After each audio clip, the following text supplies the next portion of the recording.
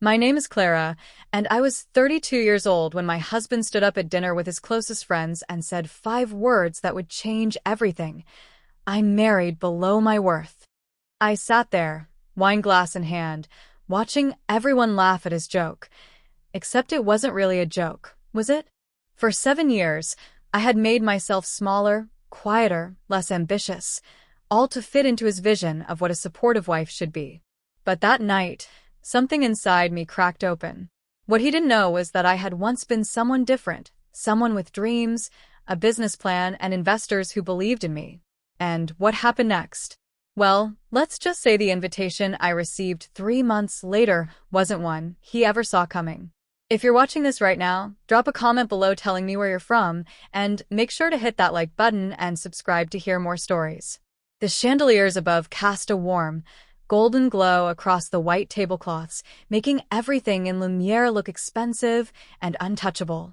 I sat beside Daniel, my hands folded in my lap, watching him lean back in his chair with that confident smile I used to find charming. Now it just looked smug. So the deal closed at $2.3 million, Daniel said, swirling his wine glass. His friends, Marcus, Jason, and Tom, nodded appreciatively, like disciples receiving wisdom. I told them if they wanted quality, they'd have to pay for it. And they did. I smiled politely, used to these performances by now. This was Daniel's stage, and I'd learned my role. The supportive wife who laughed at the right moments and stayed quiet during the important parts. That's incredible, man, Marcus said, raising his glass. You've really built something.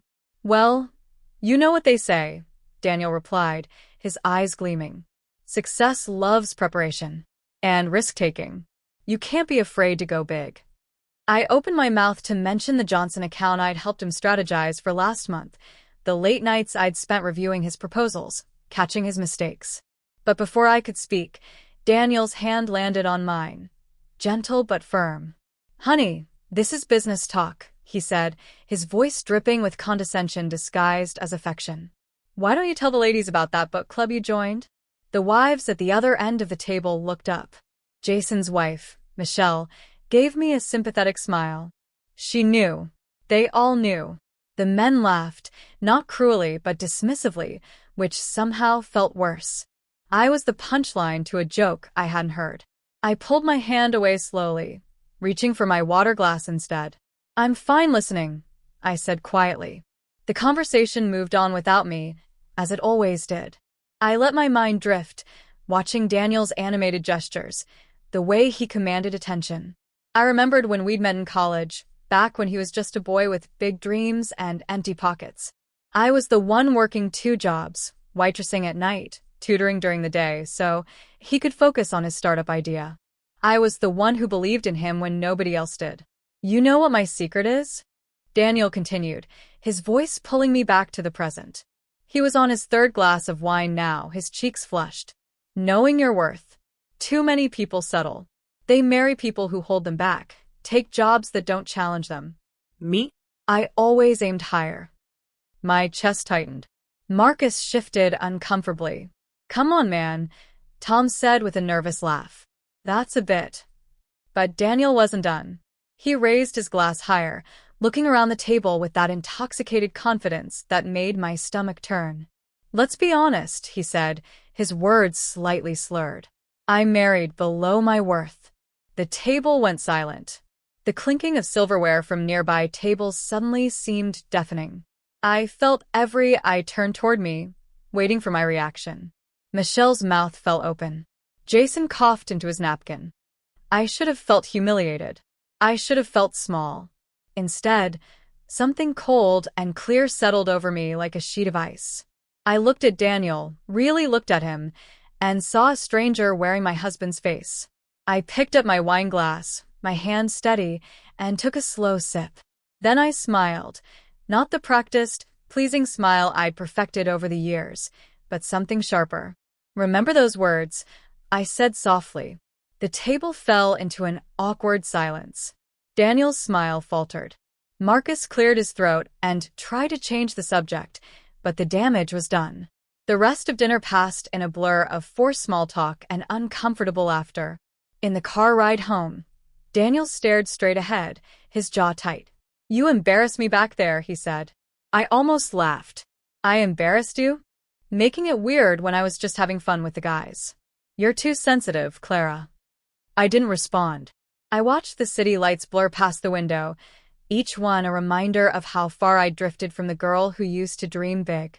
When we got home, Daniel went straight to his office without another word. I stood in our bedroom, staring at myself in the mirror. Who had I become? When had I started making myself smaller to fit into his world? I pulled out my phone and scrolled through old photos. There was one from 7 years ago, me at a business pitch competition, holding a trophy, grinning like I'd conquered the world. I remembered that day. I'd won first place for a consulting platform idea, something innovative and scalable. The judges said I had vision. Then I'd met Daniel a month later. He'd been charming, ambitious, exciting. When his startup took off, he'd asked me to put my plans on hold. "Just for a year," he'd said. "Once I'm established, you can do your thing." That was 6 years ago. I opened my laptop and found the folder I hadn't touched in years. Project Elevation, Business Consultancy Platform. My old business plan. Pages of research, financial projections, investor contacts who'd once expressed interest. I stared at the screen until my vision blurred with tears. Not tears of sadness, but something else. Something like rage mixed with hope. Daniel's words echoed in my head. "I'm married below my worth." Maybe he was right. Maybe I had been below his worth, because I'd made myself small enough to fit in his shadow. But that was going to change. The next morning, Daniel left for work without a word. No apology, no acknowledgement of what he'd said. He poured his coffee, straightened his tie in the hallway mirror, and walked out the door like nothing had happened. I watched him leave from the kitchen window, my hands wrapped around my own coffee mug. His car pulled out of the driveway, and something in me exhaled. The house felt lighter without him in it. I opened my laptop again, staring at that old business plan. The words on the screen felt both familiar and foreign, like reading a letter from a past version of myself, someone braver, someone who didn't apologize for taking up space. My phone buzzed. Linda Chen. I hadn't heard from her in at least 2 years. "Coffee today? I'm in town. Would love to catch up." Linda had been my mentor in business school, the woman who'd pushed me to enter that pitch competition. She'd been disappointed when I'd shelved my dreams for Daniel's career, though she'd been too kind to say it directly. I texted back immediately. "Yes. When and where?" We met at a small cafe downtown, the kind with mismatched furniture and local art on the walls. Linda looked exactly the same, sharp blazer, silver hair cut in a precise bob, eyes that missed nothing. "Clara," she said, standing to hug me. "It's been too long." We settled into our seats, ordered coffee, and for a few minutes, we just talked about surface things. Her consulting firm, my marriage, the weather. Then Linda leaned forward, her expression softening. "Okay, enough small talk. What's going on? You sounded different on the phone." I didn't mean to tell her everything. But once I started, I couldn't stop. The dinner. Daniel's words. The years I'd spent supporting his dreams while mine collected dust. Linda listened without interrupting, her face unreadable. When I finished, she sat back and crossed her arms. "Do you remember what you told me when you won that competition?" she asked. I shook my head. "You said, 'I'm going to build something that matters. Something that's mine.' You were on fire, Clara. You had this intensity that made people want to invest in you." She paused. "What happened to that woman?" I looked down at my coffee. "She got married." "No," Linda said firmly. "She let someone convince her she was small. There's a difference." The words hit me harder than I expected. My throat tightened. "He told me once that women don't handle risk well," I admitted. "That I should be grateful he was willing to take the big swings while I kept things stable at home." Linda's jaw clenched. "And you believed him?" "I don't know. Maybe. It was easier than fighting." "Clara." Linda reached across the table and grabbed my hand. "That man didn't marry below his worth. He married someone who scared him. Someone with more potential than he could handle." So he spent years convincing you to stay small. I felt something crack open inside me. Not breaking, cracking like an egg. Something ready to emerge. What do I do? I whispered. Linda smiled. You do what you were always meant to do. You build something. And you stop asking for permission. That night, I sat at the dining room table with my old notebooks spread around me. Research, contact lists, business models, everything I'd abandoned. I opened LinkedIn for the first time in 3 years and stared at my profile. My last position, supporting operations at Harrison Enterprises. Daniel's company. Not even my own title, just an extension of his. I began typing. Clara Weston, Strategic Business Consultant Platform Development Specialist. My hand shook as I updated my profile, adding my old accomplishments, my competition win, my degree, my skills. I uploaded a professional photo I'd almost forgotten I had, one where I looked confident and capable. Then I reached out to 5 old contacts, people who'd once wanted to back my consultancy idea. I kept the messages simple. Hi, it's been a while. I'm relaunching a project and would love to reconnect if you're open to it. I hit send before I could second-guess myself. Daniel came home late, smelling like whiskey and expensive cologne. He barely looked at me as he loosened his tie. What are you doing? He asked, glancing at my laptop. Working on something. He laughed, sharp and dismissive. Working? On what? A business idea. His expression shifted from amusement to something crueler. Clara, sweetheart, don't start this again. You tried the entrepreneur thing once. It didn't work out. I never actually tried it, I said quietly. I gave it up for you. And wasn't it the right choice? He gestured around our beautiful home, the expensive furniture. Look at what we built. You built, I corrected. He sighed, like I was a child throwing a tantrum. Don't forget who pays the bills around here. Who gave you this life? I closed my laptop slowly and looked up at him. Noted. Something in my tone made him pause.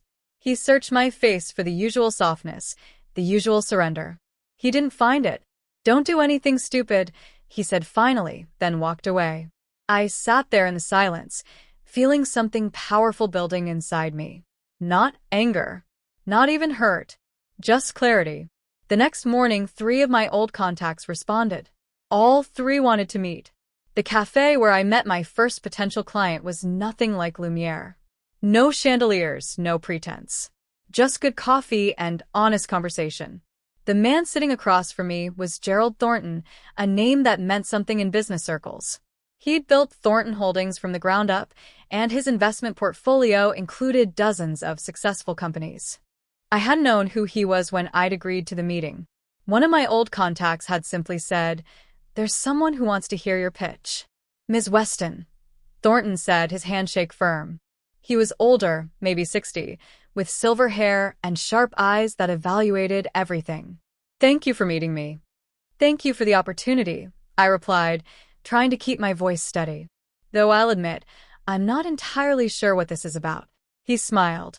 I've been following your LinkedIn. Your platform concept, the consultancy model for mid-sized businesses struggling with digital transformation. It's smart. Timely. I blinked. You saw that? I see a lot of things. The question is, are you serious about building it? Or is this just something you're playing with? The word playing stung, an echo of Daniel's dismissiveness.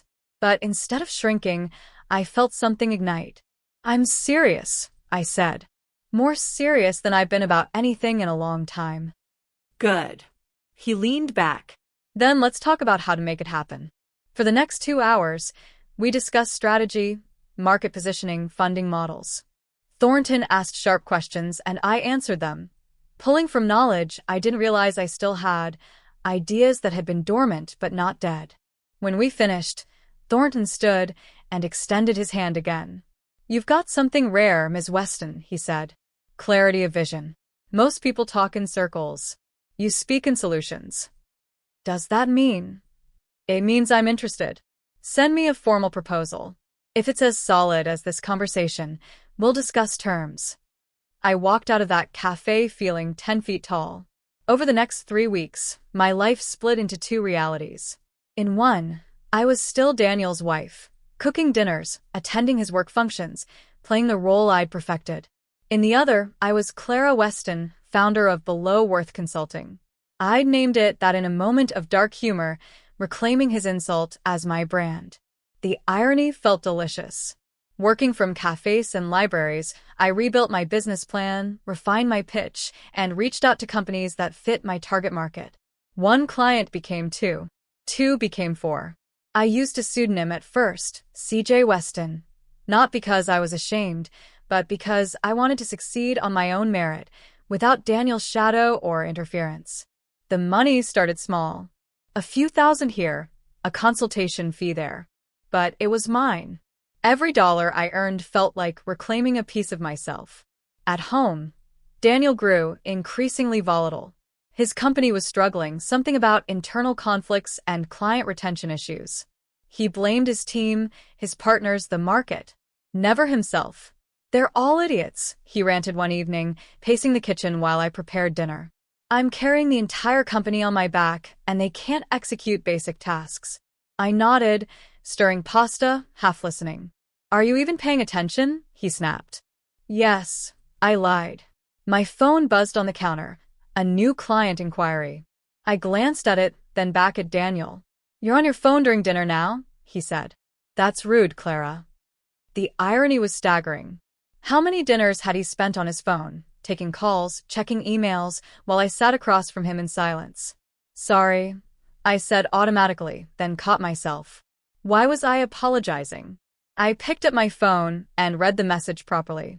Another referral from Thornton's network. A company looking for digital transformation strategy. "I need to take this," I said, walking toward my small office. "Clara," Daniel called after me, his voice sharp with annoyance. I closed the door. By week 5, Below Worth Consulting had 7 active clients and a growing reputation. I'd hired a part-time assistant and rented a small co-working space. The business was becoming real. Thornton called me one afternoon with news. "I've been watching your progress," he said. "Impressive growth. I'd like to formalize our arrangement. Bring you into a larger project I'm developing." "What kind of project?" "Corporate restructuring for a portfolio company. They need fresh perspective, someone who understands both strategy and execution. The contract would be significant. 6 figures. My breath caught. 6 figures? You'd earn it. But Clara, this would put you in a different league. No more hiding behind pseudonyms. You'd be front and center. I thought about Daniel, about what this would mean for our already fragile marriage. Then I thought about that dinner at Lumiere, his words echoing in my mind. "I'm in," I said. "Excellent. I'll send the details." "Oh, and Clara? There's a gala next month. Corporate networking event. I'd like you there as my guest. Consider it your formal introduction to the industry." After we hung up, I sat in my small office, staring at the wall. A gala. A 6-figure contract. This was real. That evening, I found Daniel slumped on the couch, scrolling through his phone with a glass of whiskey in hand. "I'm going to a gala next month," I mentioned casually. He looked up, confused. "A what?" "A corporate event." I was invited. "By who?" "A business associate." He laughed, actually laughed. "You? At a corporate gala?" "Clara, those events are for serious professionals, not." "Not what?" I asked, my voice dangerously calm. He had the decency to look uncomfortable. "I just mean you don't really have the background for that kind of thing. It's all high-level executives and investors." "I see. I'm not trying to be mean," he said, softening slightly. "I just don't want you to embarrass yourself trying to fit into a world you don't understand." I stood, smoothing my dress. "I'll keep that in mind." As I walked away, I heard him mutter, "Please don't make a fool of yourself." I smiled to myself. He had no idea what was coming. The dress I chose was simple but elegant, black, floor-length, with a subtle slit that felt confident without trying too hard. I stood in front of the mirror, barely recognizing the woman staring back at me. Linda had come over to help me prepare, playing stylist and life coach in equal measure. "You look powerful," she said, adjusting my hair, like someone who belongs exactly where she's going. I'm terrified, I admitted. Good. That means it matters. She stepped back, appraising me.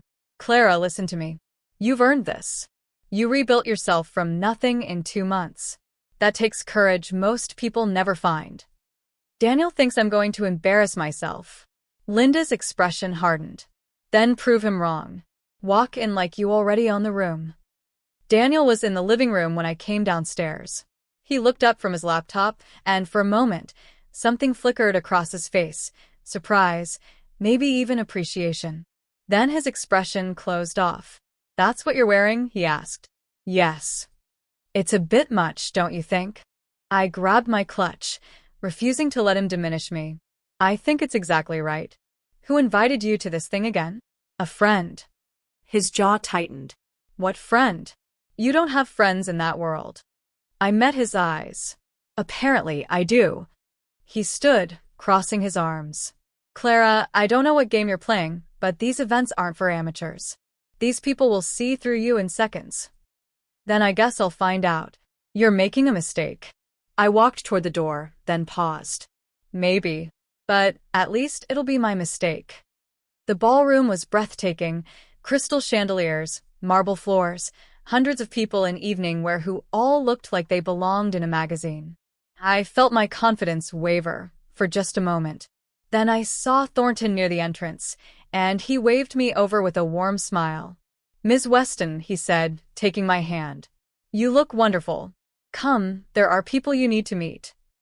He guided me through the crowd with ease, introducing me to executives, investors, CEOs. Each introduction felt like adding another layer of legitimacy to who I was becoming. This is Clara Weston, Thornton would say. Brilliant strategic consultant. She's doing remarkable work in digital transformation. People listened. They asked questions. They took my business card. I was in the middle of a conversation with a venture capitalist when I felt it, that prickling sensation of being watched. I turned and saw Daniel across the room with several colleagues, frozen mid-stride, staring at me like he'd seen a ghost. Our eyes met. His face went through several emotions at once: confusion, disbelief, something that might have been fear. I smiled politely and turned back to my conversation. A few minutes later, Thornton excused himself to make an announcement. I watched him step onto a small platform, tapping a microphone. Ladies and gentlemen, he began, his voice commanding the room's attention. Thank you all for joining us tonight. As many of you know, Thornton Holdings is always seeking innovative partners who can help us shape the future of business. Daniel had moved closer, standing with his boss and several executives I recognized from his company events. He was staring at Thornton now, perhaps wondering why he hadn't been included in whatever announcement was coming. Tonight, I'm pleased to introduce our newest strategic partner, Thornton continued. Her firm, Below Worth Consulting, will be leading the digital transformation initiative for several of our portfolio companies, including the Harrison restructuring project. My heart stopped. Harrison, Daniel's company. Please join me in welcoming Clara Weston, founder and CEO. The room erupted in applause. Thornton gestured toward me, and suddenly everyone was looking. I felt my legs move automatically, carrying me forward through the crowd, up to the platform. I took the microphone with shaking hands, but when I spoke, my voice was steady. Thank you, Mr. Thornton. I'm honored to be here and excited about the work ahead. I kept it brief, professional, but as I scanned the room, I found Daniel. He stood there, pale, his colleagues whispering around him. Marcus was beside him, looking between us with wide eyes. I stepped down from the platform, and immediately people swarmed me with congratulations and questions. Through the crowd, I saw Daniel pushing toward me, his face a mixture of anger and shock. When he reached me, he grabbed my elbow, not hard, but insistent. We need to talk, he hissed. Now. I excused myself from the conversation and let him pull me into a quieter corner near the bar. What the hell is this? He demanded, his voice low and furious. Harrison? You're working with Thornton on my company? I'm consulting on a restructuring project, I said calmly. It's business, Daniel. Business? What game are you playing? I looked at him, really looked at him, and felt nothing but calm clarity. The one you taught me. His face went red. You did this to embarrass me. To get revenge for one stupid comment. This has nothing to do with you. Bullshit. You. Mr. Harrison. Thornton's voice cut through Daniel's anger like a knife. He approached us with a smile that didn't reach his eyes. I see you've met our new partner. Daniel's expression shifted immediately, that practiced charm sliding into place. Yes, Mr. Thornton. My wife and I were just… Your wife. Thornton's eyebrows rose. How interesting. I didn't realize you two were married. The pause that followed was excruciating. Daniel looked between us, realizing he'd just connected that might have stayed separate. Small world, I said lightly. Thornton's smile sharpened. Indeed. Mr. Harrison, I trust this won't create any conflicts of interest? Ms. Weston was hired based purely on merit. Her work speaks for itself. Of course not, Daniel said quickly. No conflict at all. Excellent. Thornton turned to me. Clara, the CFO of Brighton Tech wants to speak with you about a potential project. Shall we? I nodded, then looked at Daniel one last time. His expression had changed again, no longer angry, but something smaller, something uncertain. I followed Thornton back into the crowd, feeling Daniel's eyes on my back. Behind me, I heard one of his colleagues whisper, "Wait, that's his wife." The consultant. I didn't turn around. I didn't need to. The woman who'd once made herself small enough to fit in Daniel's world was gone. In her place stood someone new, someone who'd learned that the only person who could measure her worth was herself. And I was just getting started. The morning after the gala, I woke to an empty bed. For a moment, I thought Daniel had already left for work, but then I heard movement downstairs, the sound of pacing, of restless energy that couldn't settle. I found him in the kitchen, still wearing yesterday's dress shirt, now wrinkled and untucked. His hair stood in odd directions, and dark circles shadowed his eyes. He'd been up all night. Morning, I said, moving past him to start the coffee maker. He didn't respond immediately, just stared at me like I was a puzzle he couldn't solve. How long? He finally asked. How long what? Don't play dumb, Clara. How long have you been planning this? I poured water into the machine, measuring grounds with steady hands. I wasn't planning anything. I was building something. With Thornton. With my company's investor. I didn't know Harrison Enterprises was in his portfolio when I started. I turned to face him. And even if I had, so what? Are you saying I'm not allowed to work? You're not allowed to sabotage me. The accusation hung in the air between us. I could have gotten angry. A few months ago, I would have apologized, tried to explain, made myself smaller to ease his discomfort. Instead, I just laughed, a short, bitter sound that surprised us both. Sabotage you? Daniel, I didn't even think about you. That's the part you can't seem to understand. This wasn't about you at all. His face flushed red. The hell it wasn't.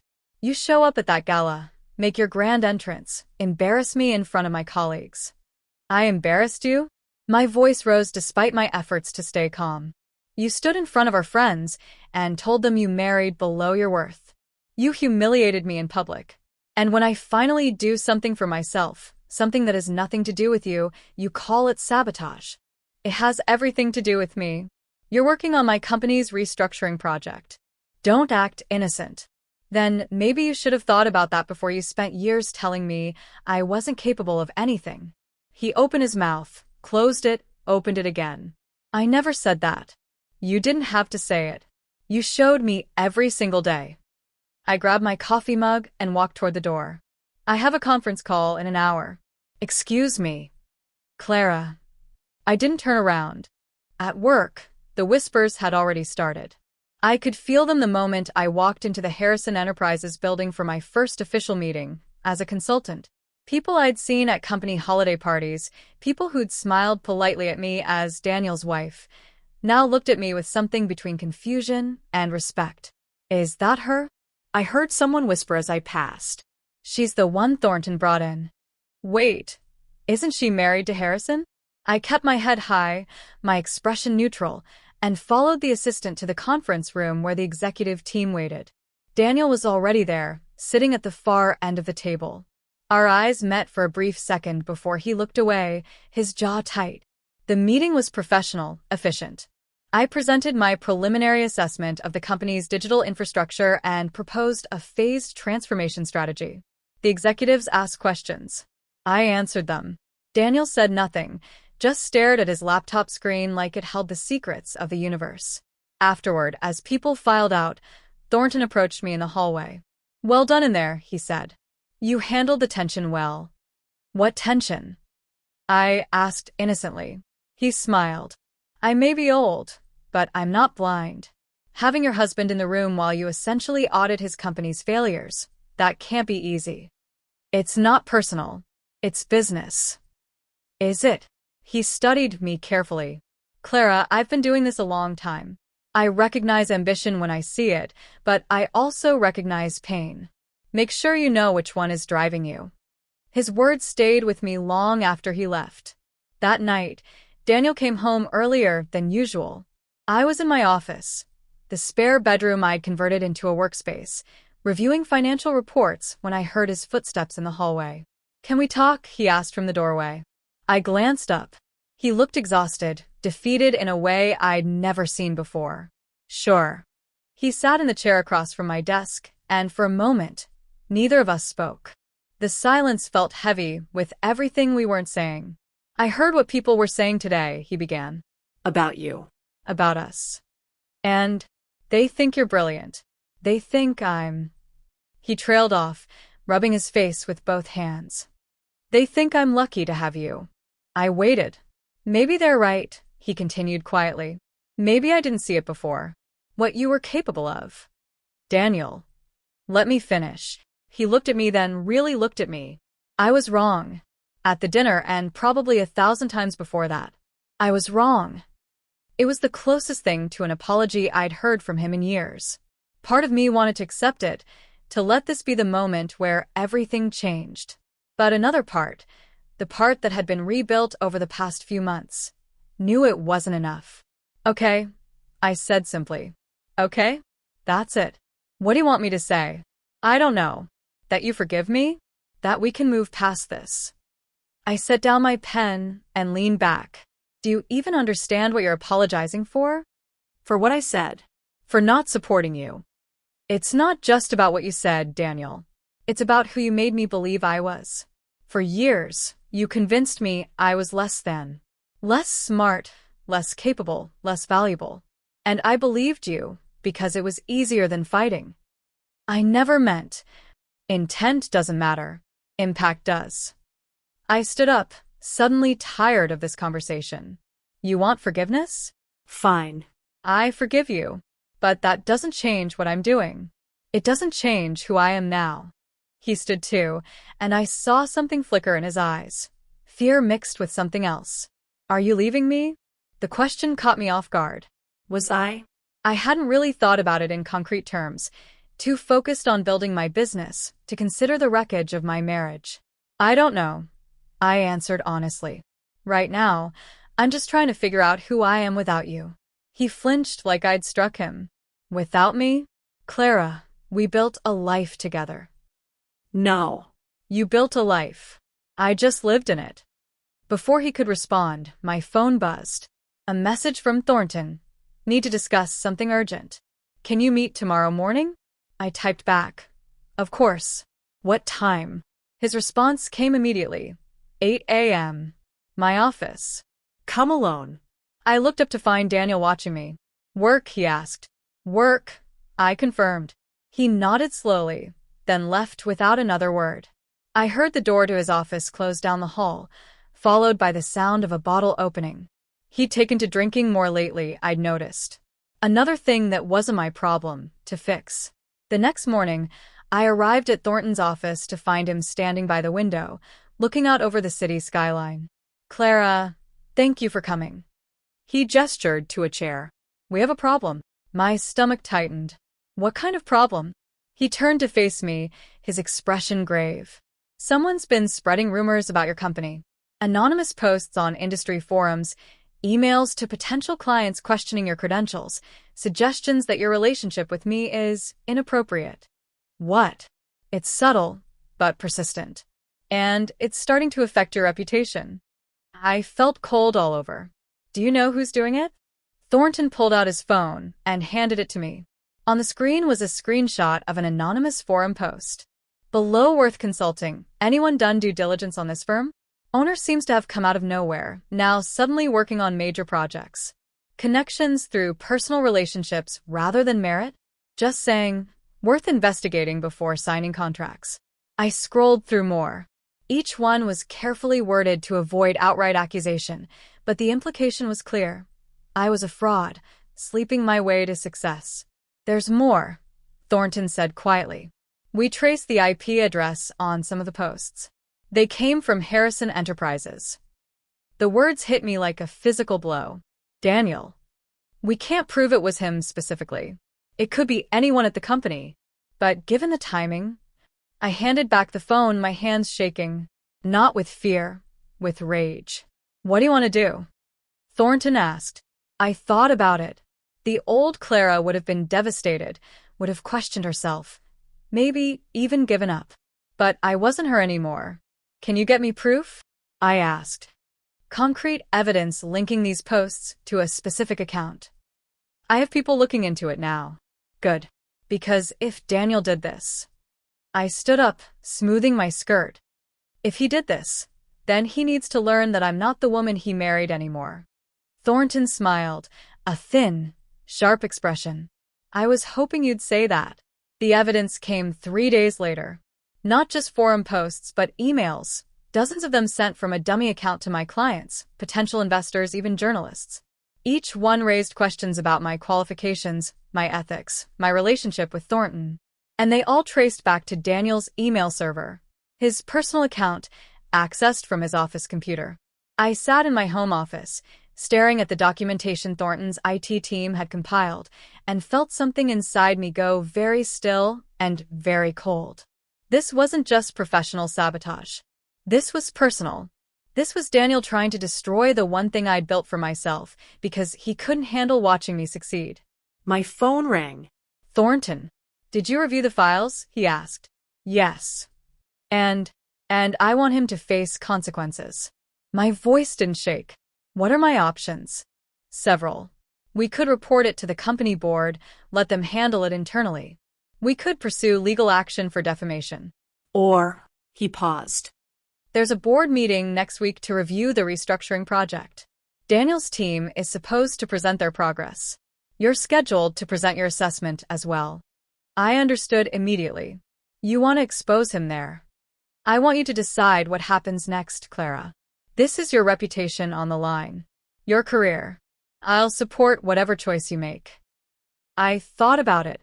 About Daniel sitting in that conference room, confident and smug, not knowing what was coming. About all the times he'd made me feel small, insignificant, less than. About the years I'd wasted trying to fit into his narrow definition of who I should be. Set it up, I said. But I want to be the one who presents the evidence. Are you sure? I've never been more sure of anything in my life. The week leading up to the board meeting felt like walking through water. Daniel and I moved around each other like ghosts, occupying the same space, but barely acknowledging each other's existence. He'd come home late, sleep in the guest room, leave early. I wondered if he knew what was coming, or if he was just avoiding the wreckage of our marriage. I didn't tell him. I didn't owe him a warning. The night before the meeting, I stayed up late, rehearsing my presentation. Not just the business assessment, that was solid, backed by data and clear recommendations. But the other part, the exposure, that needed to be perfect. Linda called around midnight. Can't sleep? She asked. How did you know? Because I know you. And I know tomorrow is important. I told her everything, the sabotage, the evidence, the plan. When I finished, there was a long silence. Are you doing this for the right reasons? Linda finally asked. What do you mean? I mean, is this about protecting your business? Or is it about hurting Daniel? The question made me pause. Both? Is that wrong? Not wrong. Just. Clara, Make sure you can live with whatever happens after tomorrow. Because once you do this, there's no going back. I know. Good. Then do it with your head held high. You've earned that. The boardroom at Harrison Enterprises was exactly as I remembered from previous meetings: long mahogany table, leather chairs, walls lined with awards and framed photos of company milestones. Daniel was already there when I arrived, sitting with his team, laughing at something his assistant said. He looked up when I entered, and our eyes met. Something passed between us, a final acknowledgement of what we'd once been to each other, before everything fell apart. Thornton was at the head of the table, flanked by the other board members. The company's CFO, COO, and several senior executives filled the remaining seats. Excellent, we're all here, Thornton said. Let's begin. Mr. Harrison, why don't you start with your team's progress report? Daniel stood, confident and polished. He launched into his presentation: growth projections, new client acquisitions, efficiency improvements. It was smooth, practiced, and about 70% fabricated. I knew because I'd reviewed the actual numbers. The gap between his claims and reality was significant. The board asked questions. Daniel answered them with the easy charm that had once fooled me too. Then it was my turn. I stood, opened my laptop, and pulled up my presentation. Thank you for the opportunity to present today. Over the past 6 weeks, I've conducted a comprehensive assessment of Harrison Enterprises' operations, infrastructure, and strategic positioning. I walked them through my findings: the inefficiencies, the outdated systems, the misallocated resources. With each slide, I watched Daniel's confidence erode slightly. The numbers I presented contradicted his rosy projections. However, I continued, before we discuss solutions, there's a more pressing issue that needs to be addressed. The room went silent. Daniel shifted in his seat. Over the past month, my company has been the target of a coordinated defamation campaign. Anonymous posts on industry forums, emails to clients questioning my credentials, suggestions of impropriety in my business relationships. I pulled up screenshots, showing them on the large screen. Several board members leaned forward, reading. Initially, we couldn't identify the source. But thanks to Thornton Holdings' IT security team, we traced these communications back to this company. Specifically, I pulled up the next slide. To an email account belonging to Daniel Harrison. The room erupted. Daniel shot to his feet. That's absurd. I never. The evidence is quite clear, Thornton interrupted, his voice cutting through the noise. We have logs, IP addresses, and even recovered drafts from your account. Would you like to review them? Daniel's face went white, then red. This is a setup. She's manipulating. Mr. Harrison, the CFO cut in, his voice icy. Are you suggesting Ms. Weston fabricated evidence? Because that's a serious accusation. I'm saying she has a conflict of interest. She's my wife, for God's sake. This is obviously personal. Personal. I kept my voice level, professional. You're right. You sabotaging my business is personal. But my assessment of this company is based purely on data. Data that, I should note, contradicts several claims you made in your presentation today. I pulled up a comparison slide, Daniel's projections next to the actual figures. The discrepancies were damning. The board members exchanged glances. Thornton leaned back in his chair, his expression unreadable. Mr. Harrison, the COO said slowly, would you like to explain these inconsistencies? Daniel looked around the room, searching for an ally. He found none. The numbers are their projections. Estimates. We can expect honesty, Thornton said quietly. And integrity. 2 things that seem to be in short supply at the moment. The silence that followed was deafening. I watched Daniel's world collapse in real time, the realization that his actions had consequences, that he couldn't charm or manipulate his way out of this. I think, Thornton continued, we need to discuss next steps in private. Ms. Weston, thank you for your presentation. It was illuminating. I gathered my materials, my hands steady despite the adrenaline coursing through me. As I walked past Daniel, he grabbed my arm. Clara, please, he whispered. Don't do this. I looked down at his hand, then up at his face. I didn't do this, Daniel. You did. I pulled free and walked out, leaving him standing there with nothing but the wreckage he'd created. Outside the building, I made it to my car before my hands started shaking. Not from fear or regret, but from the sheer weight of what I'd just done. I'd stood in front of those men who'd once seen me as nothing more than Daniel's wife, and I'd taken him down with facts and evidence and unwavering resolve. I felt powerful, and I felt heartbroken, because somewhere beneath the anger and betrayal, I still remembered the boy I'd fallen in love with in college. The one with big dreams and bigger heart. When had he become this person? Or had he always been this way, and I'd just been too blind to see it? My phone buzzed. A text from Thornton. Board voted to suspend Harrison pending investigation. They want you to take over the restructuring project directly. Interested? I stared at the message for a long time before responding. Yes. I didn't go home that night. Instead, I checked into a hotel. Nothing fancy, just a quiet room where I could think without the weight of my marriage pressing down on me. The news spread fast. By the next morning, my phone was flooded with messages. Some from colleagues congratulating me. Some from mutual friends asking if I was okay. One from Linda that simply said, "Proud of you." And then there was a text from Marcus, Daniel's best friend. "He's not okay. He lost everything. But he's not done with you yet."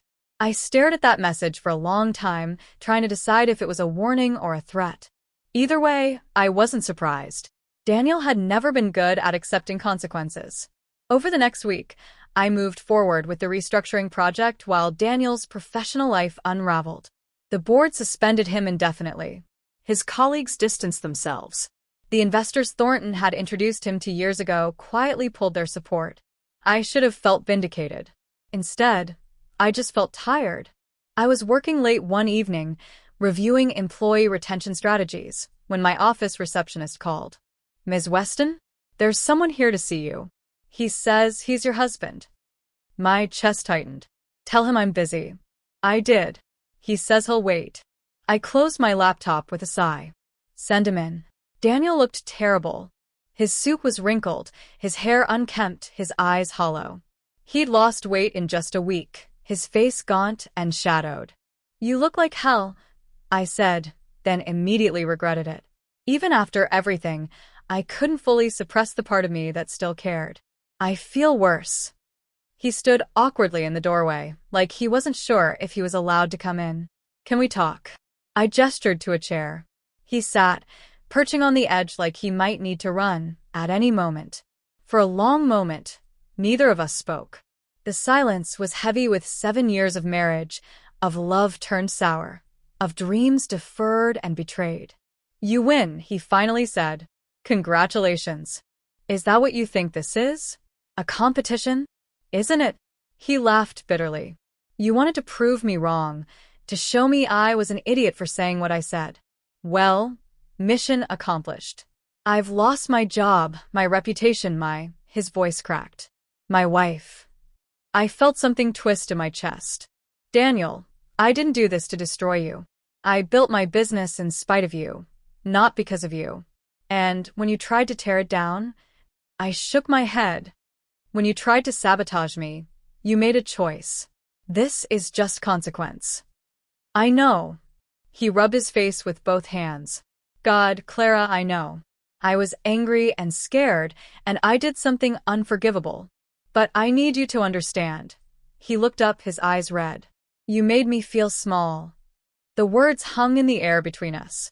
I wanted to be angry, to reject the accusation entirely, but I forced myself to really hear what he was saying. "Explain that," I said quietly. "When we met, I was nobody. Just some guy with an idea and no money. You were the smart one, the capable one. You won competitions, impressed professors, had investors interested. And I was the boyfriend who was lucky to have you. So you spent our entire marriage trying to make me smaller than you?" I didn't mean to. His voice was barely a whisper. "But yeah." "I guess I did. Every time you asked about my work, I felt like you were judging me. Every time you suggested something, I felt inadequate. So He trailed off. You made me feel inadequate instead, I finished. He nodded, shame written across his face. I told myself I was protecting my ego, but really, I was just being a coward. And by the time I realized what I'd done, you were already gone. Not physically, but you'd already left me. You just didn't know it yet. I sat back in my chair, processing this. It didn't excuse what he'd done. It didn't erase the years of subtle cruelty, of dismissiveness, of making me question my own worth. But it did make him human. Flawed and damaged and painfully, devastatingly human. What do you want from me, Daniel? I don't know. He laughed without humor. Forgiveness? Understanding? A time machine? I can't give you the last one. And the first two. I took a deep breath. I need time. I know. I just wanted you to know that I see it now. What I did to you. What I took from you. He stood up slowly. You were always worth more than I was ready for. As he walked to the door, something in me shifted. Not forgiveness, exactly, but maybe the beginning of understanding. Daniel? I called out. He turned. I hope you find whatever it is you're looking for. Whatever makes you feel like you're enough. His eyes filled with tears. He nodded once, then left. I sat alone in my office, staring at the door long after it closed. My phone buzzed. Thornton, asking about tomorrow's strategy meeting. Life moving forward, indifferent to my emotional turmoil. I picked up the phone and responded, ready when you are, because that was the truth. Whatever happened with Daniel, whatever remained of our marriage, I was ready. Ready to keep building, keep growing, keep proving to myself that I was exactly as capable as I'd always known I could be. 2 weeks later, I received divorce papers. Daniel had filed quietly, through a lawyer, with a straightforward division of assets. No drama, no fight. Just a clean ending to something that had stopped being a marriage long before either of us admitted it. I signed them in my office, feeling strangely calm. Linda sat across from me, watching with concern. How are you feeling? She asked.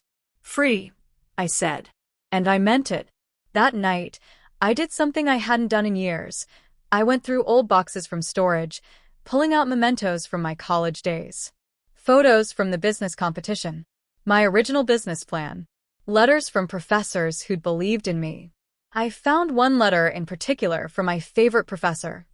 Clara, you have something rare, the ability to see solutions where others see only problems. Don't ever let anyone convince you to dim that light. I'd read those words when I was 22 and felt invincible. Then I'd spent 7 years letting someone convince me I was ordinary. But I wasn't ordinary. I never had been. I took the letter and pinned it on the wall of my office, right where I could see it every day. 6 months later, Below Worth Consulting had grown beyond anything I'd imagined. What started as a small consultancy had evolved into a full-service digital transformation firm with 15 employees, offices in 3 cities, and a client list that read like a who's who of Fortune 500 companies. Thornton had been true to his word, introducing me to key players and backing my expansion. But the success was mine. Every client I earned through merit, every employee I hired through careful selection, every strategic decision that paid off, those were mine. I'd moved into a new apartment downtown, all glass and light, with a view of the city that made me feel like I was on top of the world. Sometimes I'd stand at the window with my morning coffee and think about how far I'd come. Not just professionally, but personally. I'd rediscovered who I was beneath the weight of Daniel's expectations. I'd learned to trust my own judgment, to speak up without apologizing, to take up space without feeling guilty about it. One morning, my assistant buzzed me. Ms. Weston, there's a reporter from Business Today here for your interview. Right. The interview. They were doing a feature on women entrepreneurs who disrupted their industries. My face was going to be on the cover. The reporter, a sharp woman in her 30s named Jessica, set up her recording equipment while I settled into my desk chair. So, she began, let's start at the beginning. Below Worth Consulting. Unusual name for a business. What's the story there? I smiled. I'd been asked this question before, but I never tired of answering it. Someone once told me I married below my worth, I said. At the time, it felt like the worst insult imaginable. But later I realized he was right, just not in the way he meant. I was below my own worth because I'd made myself smaller to fit into someone else's vision of who I should be. And the name? It's a reminder. Below worth where I started, but not where I stayed.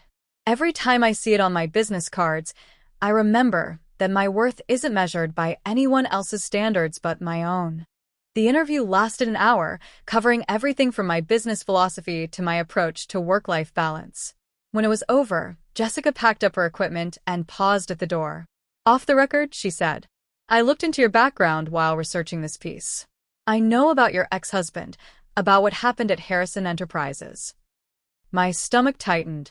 And I think it takes incredible strength to turn that kind of pain into this kind of success. Not revenge, success. There's a difference. "Thank you." After she left, I sat alone in my office, letting her words sink in. Not revenge. Success. That distinction mattered to me more than I'd realized. The magazine came out 3 weeks later. I bought 5 copies, feeling simultaneously proud and embarrassed by my own face staring back at me from the newsstand. The headline read, "Clara Weston, the woman who redefined resilience."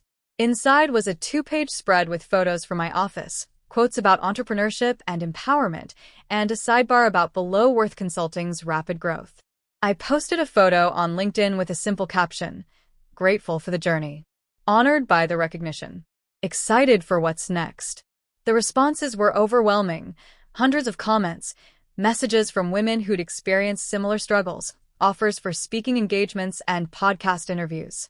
And then, buried among the congratulations, I found a message from an unexpected source. Daniel's old email address, though the message came from a new account. "Clara, I saw the article. I'm teaching business ethics at the community college now. Showed your interview to my students. They were inspired. I was too. Thank you for becoming the woman I couldn't see. Proud of you, even if I have no right to be."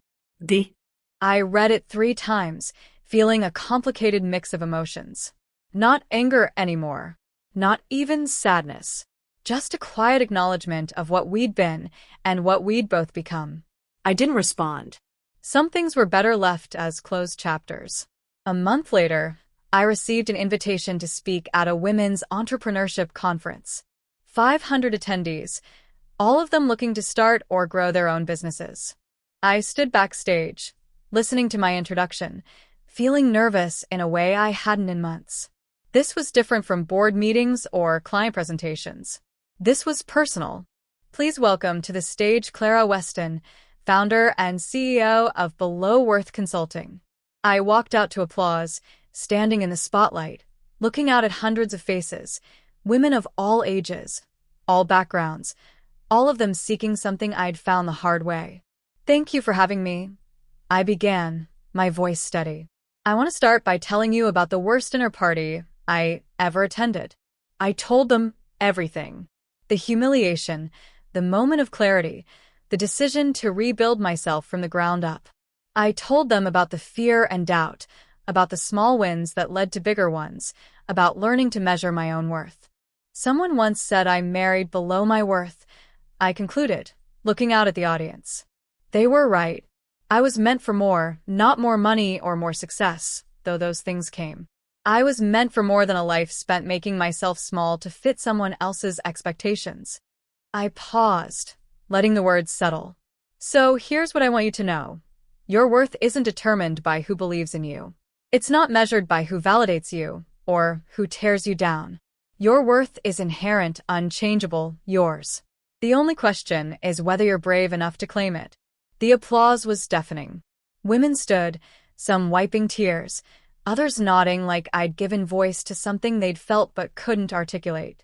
Afterward, dozens of women approached me, sharing their stories. A teacher who'd been told she wasn't business-minded enough. A lawyer who'd been passed over for partner because she didn't fit the culture. A mother who'd given up her career and was trying to find her way back. I listened to each one, offering advice where I could, mostly just validating their experiences and their right to want more.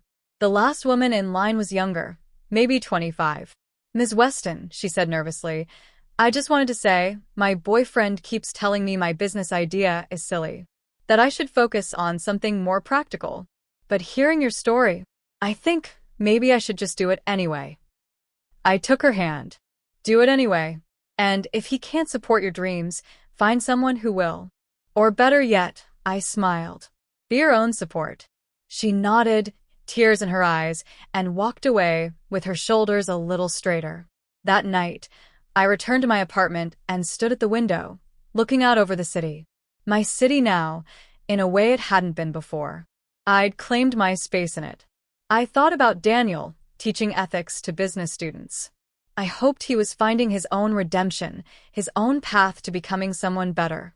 I thought about the woman I'd been at that dinner table, swallowing humiliation with a smile. And I thought about who I'd become, not in spite of that moment, but because of it. Because sometimes the worst things that happen to us crack us open just enough to let the light in. My phone buzzed. A message from Thornton. Board approved the international expansion. London office opens in 3 months. Ready to build an empire? I smiled and typed back, always. Below my window, the city sparkled with possibility. Somewhere out there were women sitting at their own terrible dinner parties, hearing their own devastating words, wondering if they could survive the blow to their self-worth. I hoped they'd find what I'd found, that survival isn't enough, that we're meant for more than just enduring, that our worth isn't something anyone else can grant or take away. I picked up my tablet and opened a new document. Title: Below Worth, a Memoir. If my story could help even one person find their way back to themselves, it would be worth telling. I began to type. The chandeliers above cast a warm, golden glow across the white tablecloths, making everything in Lumiere look expensive and untouchable. Outside, the city hummed with life. Inside, I was finally fully home in my own skin. And that, I'd learned, was worth everything. Drop your thoughts in the comments below. If this story moved you, hit that like button and subscribe for more stories about resilience, redemption, and reclaiming your power.